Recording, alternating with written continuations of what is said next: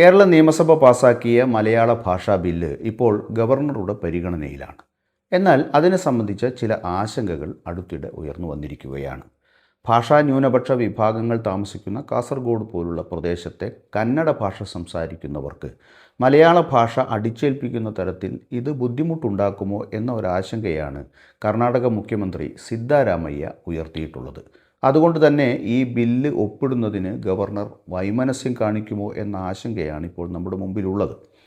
നമുക്കറിയാം, കേരളത്തിൽ ഭാഷാ ന്യൂനപക്ഷ വിഭാഗങ്ങൾ താമസിക്കുന്ന പ്രദേശങ്ങളുണ്ട്. അത് തമിഴാണെങ്കിലും കന്നഡയാണെങ്കിലും കൂടുതൽ ആളുകൾ അതിർത്തി പ്രദേശങ്ങളിൽ താമസിക്കുന്ന ഭാഷാ ന്യൂനപക്ഷ വിഭാഗങ്ങളുണ്ട്.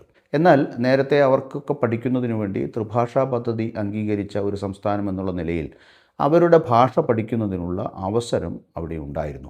എന്നാൽ ആ അവസരം ഈ ബില്ലും ഇല്ലാതാക്കുന്നില്ല എന്ന വസ്തുത മനസ്സിലാക്കാതെയാണ്